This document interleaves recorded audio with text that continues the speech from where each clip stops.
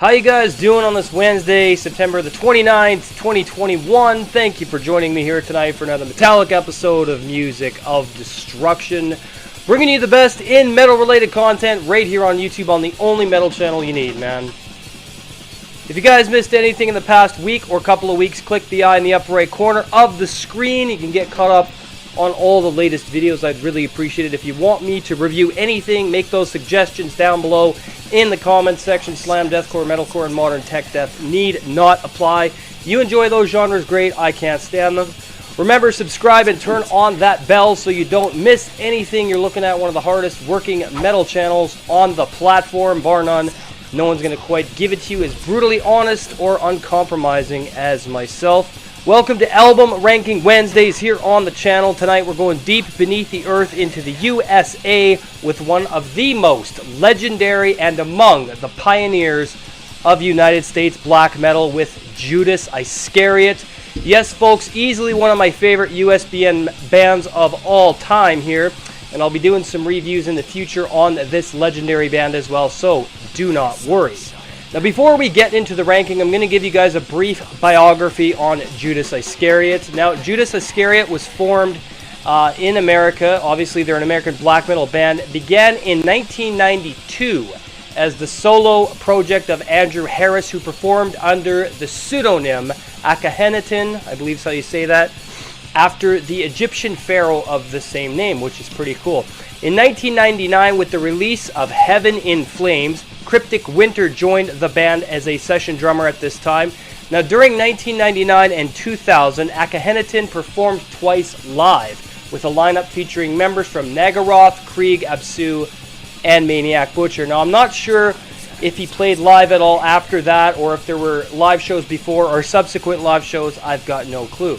As the band's name implied, Akhenaten considered the story of the band Judas Iscariot as a documentation of one individual's struggle against the moral boundaries set by Christianity. Furthermore, he expressed contempt towards capitalism, which he dismissed as inextricably linked to materialism, and I have to agree.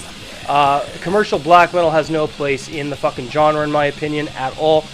Now, Akhenaten also stated that his music was intended to give others strength to live in a world compromised by materialism and irrational religious ideology, as well as nihilism and hatred.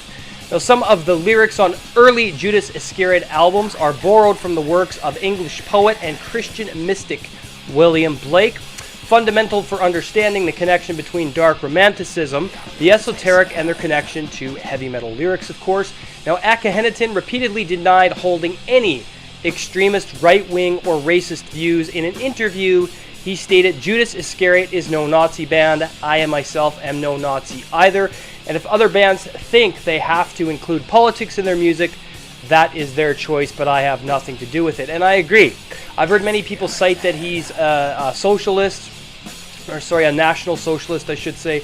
And I don't agree. I can't find any of that in his music or his lyricism, so I don't know where people would get the idea that he's a fucking Nazi. But if you think he's a Nazi, you're fucking retarded, okay? Alright, so let's get into the ranking. Coming in at number 6, To Embrace the Corpse's Bleeding, released in 2002 on Red Stream Inc.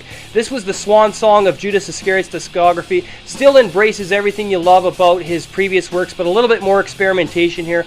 Production's been cleaned up just a little bit, not a lot. Still raw, still cold, bleak, nihilistic, and of course very anti-Christian, but has a little bit more of an avant-garde approach on here, which I do enjoy quite a bit. Still a great album. Nothing in this list is a bad album. Judas Iscariot didn't make any bad albums.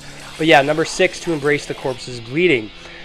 Coming in at number 5, Heaven in Flames, released in 1999 on End All Life Productions. One of his best, in my opinion. A really powerful, convicted, emotional album. There's some great blast beats on here, but also some slower doom-like repetition. Very cold atmosphere going on here. Lots of nihilism and, of course, anti-Christian themes, but a very solitary atmosphere as well. Great album, number 5, Heaven in Flames.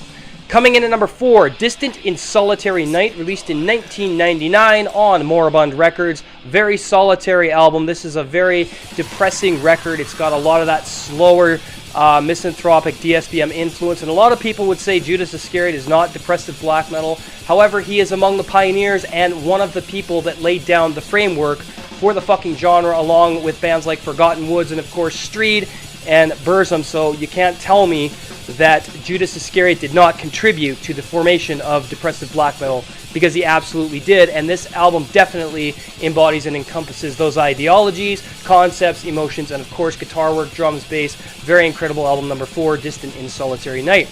Coming in at number 3, the album that I own from Judas Iscariot, the only one at this time, with Of Great Eternity, released in 1997 on Elegy Records. A very compelling, emotional, strong album in my opinion. Some of his greatest instrumentations on this release. Very cold and dark, atmospheric, and very mood-driven as well. I really enjoy a lot of the riffs and the production on this. Very cold, very great album. Number 3, Of Great Eternity.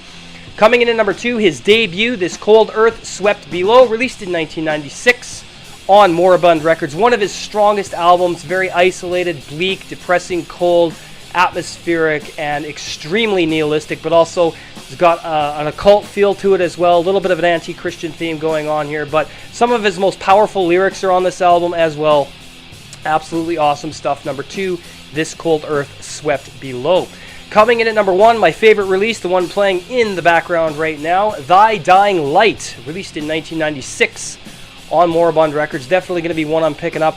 One of his coldest releases, very frantic and fast-paced black metal, but has some slower, almost hard rock going on in there as well. Raw and cold, isolated and misanthropic, but also very mysterious, and there's some occult themes going on here. A little bit of a ritualistic atmosphere, but very cold and nihilistic black metal with tons of hatred for society and the material world, as illustrated in his biography. That's what most of his records, if not all of them, were about, with, of course, very anti-Christian sentiments, but a rejection of all things human, the world, and everything he hated about society, including materialism, can be found on Thy Dying Light, as well as the rest of his discography. So yeah, Thy Dying Light gets number 1, an incredible release. If you don't have it, pick it up. I'm going to be buying that album very, very soon. I absolutely love everything in this fucking list. If you don't, well, that's fine.